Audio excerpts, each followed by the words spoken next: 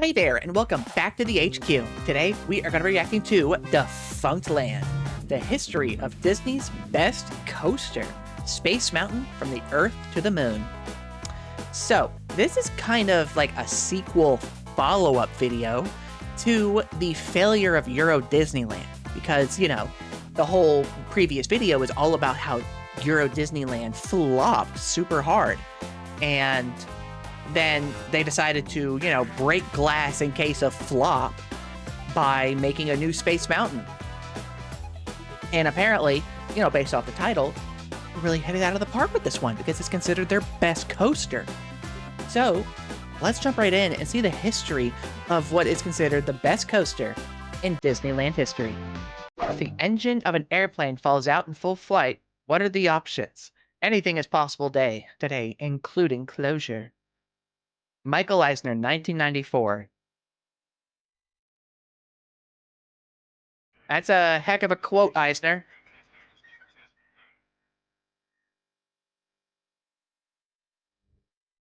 Oh, we're having a slow, dramatic build-up.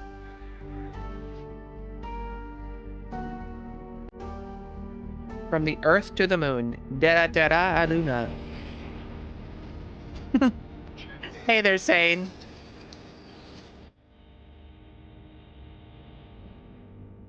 Created by Kevin Perjurer.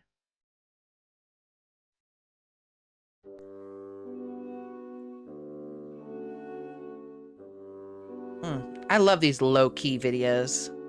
Jules Verne is one of the most recognizable authors of all time, known for his extensive detailing of the scientific concepts that he included in his novels. One of his most popular works was 1865's De la Terre à la Lune, or From the Earth to the Moon. The story focused on the Baltimore Gun Club, a group of American weapons manufacturers attempting to create a gun powerful enough to launch a space capsule to the moon. The novel was not only successful, a big gun that shoots capsules to the moon. George Méliès created one of the first science fiction films, A Trip to the Moon, inspired by Verne's novel. That's what that's from?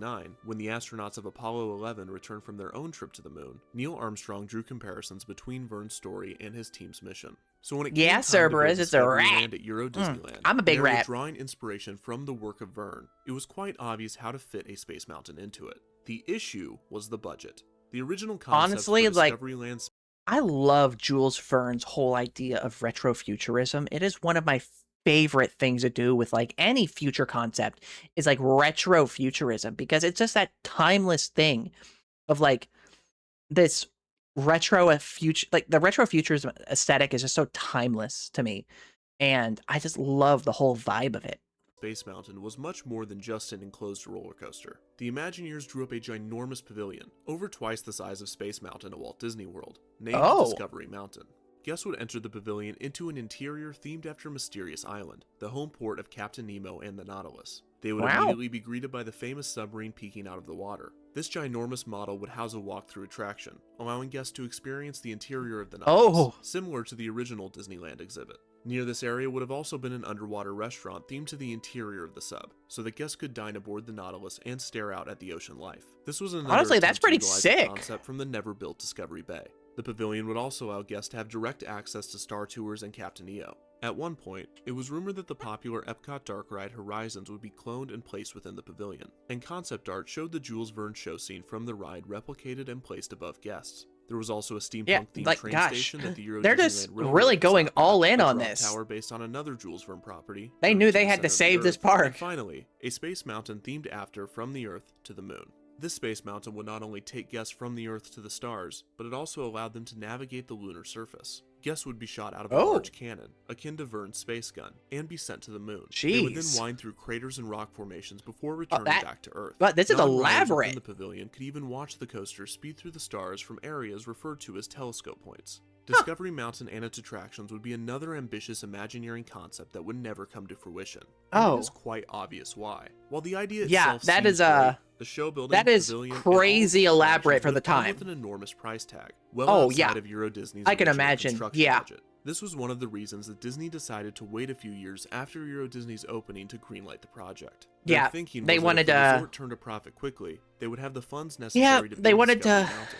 On top of this, they wanted to park to turn a profit so they can so that way they can justify it. But now they need this amazing bombastic attraction to save the park. Could partner the opening of the new attractions with a marketing push designed not only to bring new guests into the resort, but encourage past visitors to return. Of course, this was the plan pre-opening, and after Euro Disney debuted, everything changed. Oh, Attendance was less than half of what was expected, God. And the hotels were It's so jarring seeing an empty Disney park. Alone, it is the company reported a jarring to loss of look around at $1 these billion. days. Efforts were made to renegotiate contracts and payments between Disney, the Euro Disney subsidiary, and the creditor banks in an attempt to avoid the resort from declaring bankruptcy. However, they were that close to bankruptcy? Failed, and on January 1st, 1994, Eisner began warning the public that Euro Disney Resort might close. He even began considering withdrawing from the resort entirely, abandoning the subsidiary Euro Disney SCA to deal with the banks and debt on its own. When asked why he was making such threats to the company that Disney was so heavily invested in,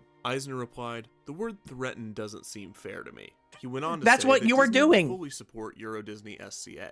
Until March 31st, or in other words, less than 3 months. Eisner explained that if a fair accord is found from now until then between the Walt Disney Company that sounds like a pretty bad threat to me. That sounds like a threat to me, Eisner.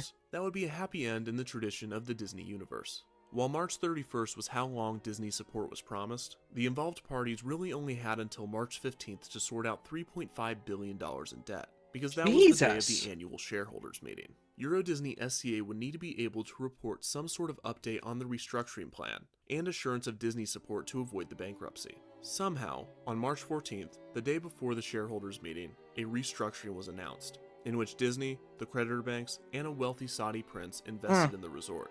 Of course, the Saudis got to get in there. It's always the Saudis getting in there. While the deal allowed the resort to avoid bankruptcy, all of the measures of the restructuring were temporary. The banks deferred interest for 3 years, and Disney would not demand royalty payments from the resort for 5, practices that could not be continued for long. It was clear that the restructuring was not a solution for Disney. They were stalling. They're basically just like pushing back the inevitable on that. Hard at work. Due to the lack of funds, Tim Delaney and his team knew that they would not be able to create the Discovery Mountain Pavilion in its entirety, but this did not stop them from implementing a few of the ideas. The first step to the expansion was to build a lagoon in Discoveryland where a large model of the Nautilus would be placed. Guests could enter the submarine for a walk through an exhibit called The Mysteries of the Nautilus. While it appears that guests are under the lagoon, the entrance to the attraction actually takes them to a completely separate show building, and the Nautilus scene understandable. Model. The Mysteries of the Nautilus debuted on July 4th, 1994. By then, a ginormous structure with a familiar shape already loomed behind it. While the Imagineers did not have the budget for it, one time I went to Disneyland on a Wednesday, so it was pretty sparsely populated, and then rained, and people left the park, and after the rain stopped, after an hour, it was a ghost town. Wow. Like, I've seen some pretty wild, crowds at Disney, even, like, rain or shine, but that's like the perfect storm of events, like, middle of the work week, bad weather, and it just clears out the park. God, I wish I could have an experience at a theme park like that. I've only been to a handful of theme parks, but like I haven't been to one since I was like 16. So it's like, that kind of tells you where I'm at money-wise. But yeah, that sounds wild.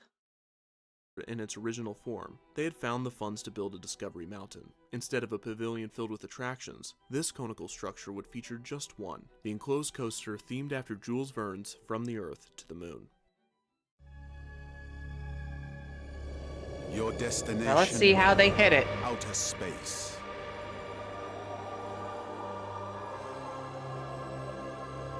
Your speed, astronomical. Your closest encounter, asteroids.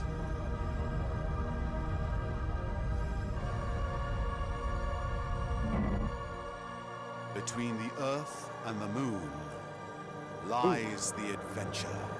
Space Mountain, the greatest ride in the universe, at Disneyland Paris. The new ride was named Discovery Mountain throughout production and construction. However, around a month before the ride opened, management was convinced that Space Mountain would be more effective in marketing, so the name was changed to Space Mountain from the Earth to the Moon. I mean, Space Mountain is the iconic name. When this decision was made, numerous signs had already been created with the initials DM, and they remained in the attraction despite the name change. After pouring all of the money Disney could find into construction and marketing, Space Mountain, from the Earth to the Moon, opened on June 1st, 1995. God. Like, Jesus. Aladdin told us that this ride goes really, really fast. Yeah, it really looks great. Oh, yeah. Sounds fun. See you later. Oh, gosh. You wide-eyed enough there, lady?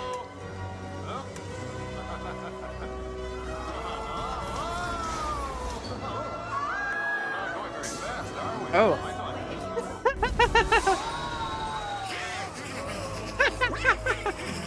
Oh, Donald, you dickhead.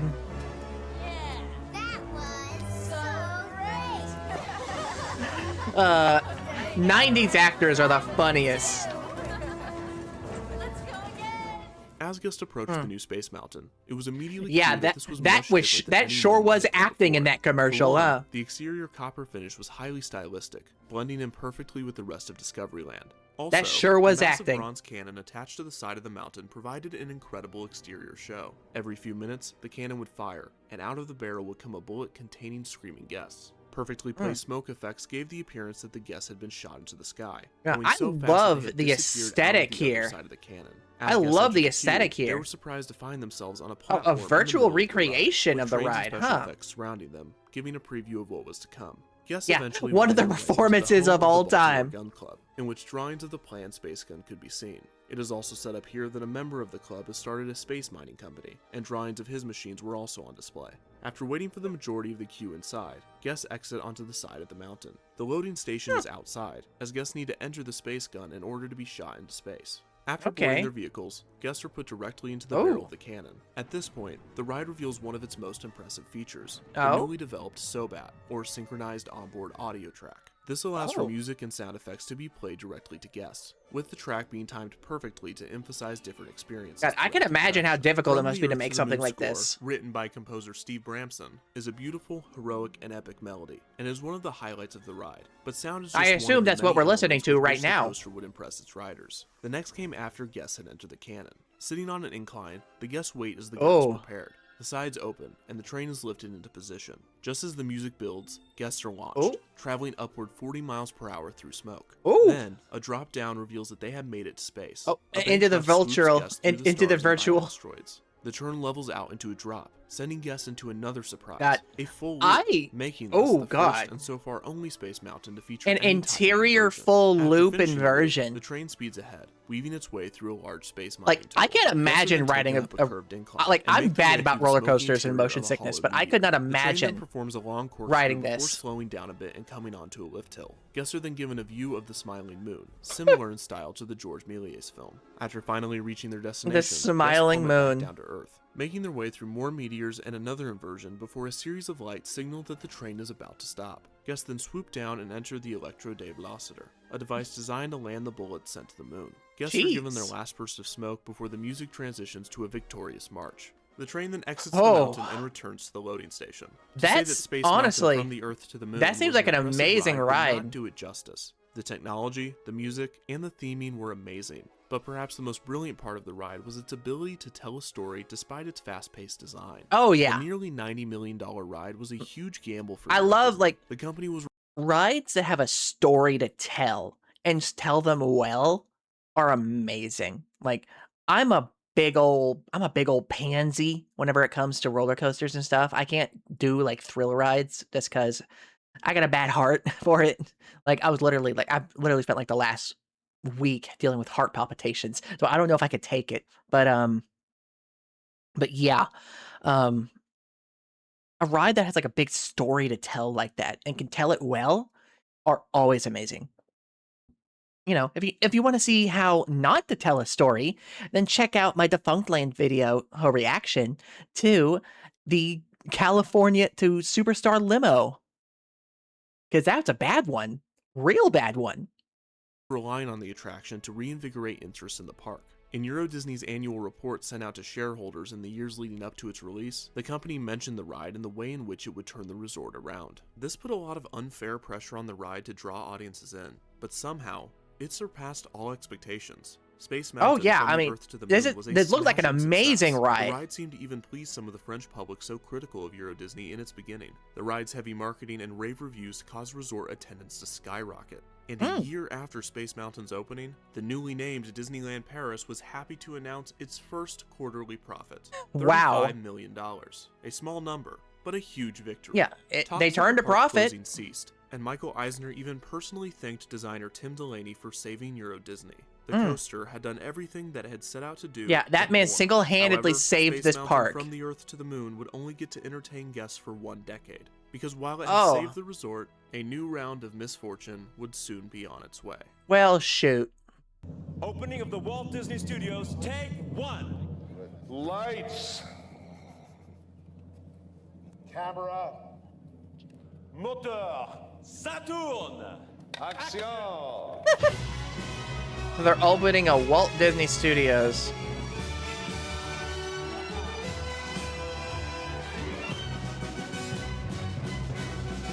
So something bad happened here too? Thrilled to see Disneyland Paris finally turning a profit, Eisner decided to go ahead with one of the original plans for the resort. They build a second park as soon as they build a second gate as soon as they turn a profit. MGM Studios Europe, in part to fulfill a promise made to investors early on in Euro Disney's development. The issue was that Disneyland Paris was doing better, but it wasn't steady just yet.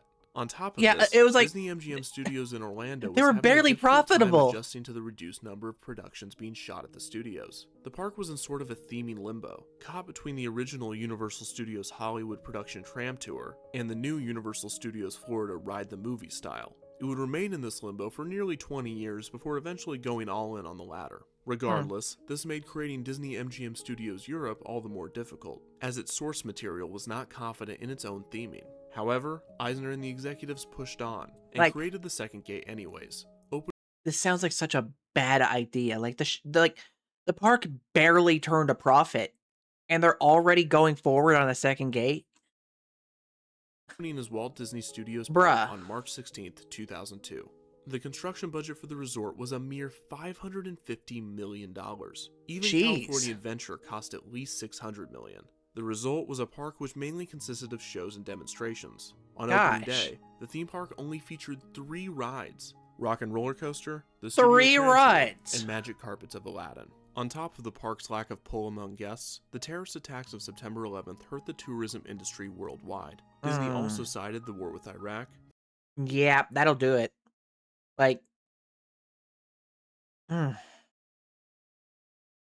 Yeah, terrible time to be a theme park operator in a foreign country. Yeah. As soon as that happened, tourism and travel immediately dumpstered. Yeah, that will definitely do it. The outbreak of severe acute respiratory syndrome in Asia, harsh weather in Europe, Jesus. and a series of transportation strikes. All of these things sent the resort spiraling, and Euro Disney SCA called for help once again.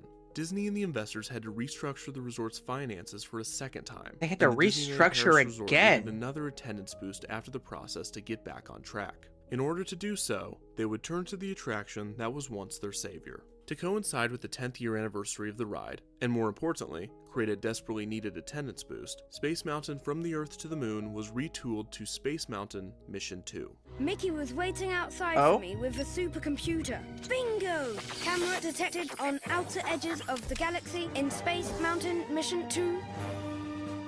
Oh.